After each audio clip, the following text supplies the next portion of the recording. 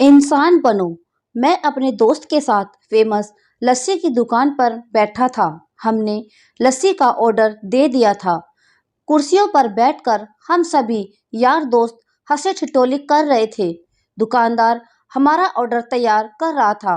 तभी वहां पर एक बूढ़ी, लगभग 74-75 वर्ष की औरत आकर खड़ी हो गई। कमजोर थी, चेहरे पर भूख साफ नजर आ रही थी। आंखें चेहरे में अंदर घुसी हुई थी, लेकिन आंखों में पानी चमक रहा था। देखकर ही पता चल रहा था कि उनका गुजारा मांग कर चलता होगा। मैंने उन्हें देने के लिए अपने जेब में हाथ डाला, लेकिन पता नहीं मुझे क्या सूझा कि मैंने अपने हाथ रोक लिए और उनसे पूछा, दादी आप लस्सी पियोगी?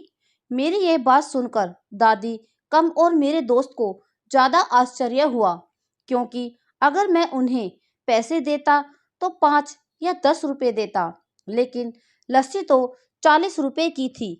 बूढ़ी औरत हिचकिचाते हुए हाँ बोली और उन्होंने अपनी मुट्ठी में पकड़े 15 रुपए जो उन्हें मांग कर इकट्ठे किए थे, मुझे देने के लिए मेरी ओर बढ़ाए। मैंने पूछा, ये क्यों? तो वो बोली, इन्हें अपने पैसों में मिलाकर मेरे लिए लस्सी के पैसे भर दो।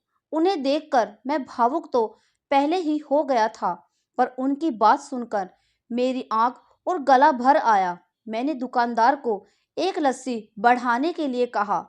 मैंने दादी के पैसे नहीं लिए, इसलिए उन्होंने अपनी मुट्ठी वापस भींच ली। सबको लस्सी दे दी गई। मैंने अपनी और दादी की लस्सी के गिलास उठाए और दादी को दी। मैं और मेरे दोस्त कुर्सी पर बैठे थे और दादी वहीं पर हमारे सामने जमीन पर बैठ गई। मैं अपने आप को लाचार और गरीब महसूस करने लगा, क्योंकि दुकानदार मेरे दोस्त और बाकी के ग्राहक कहीं कुछ बोल न दे।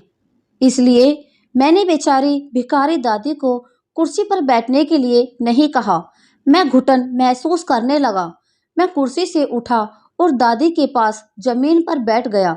ऐसा करने के लिए मैं आजाद था और इससे किसी को कोई परेशानी हो, इसका भी कोई प्रश्न था ही नहीं। मेरे दोस्त बड़ी अजीब नजरों से मेरी तरफ देख रहे थे।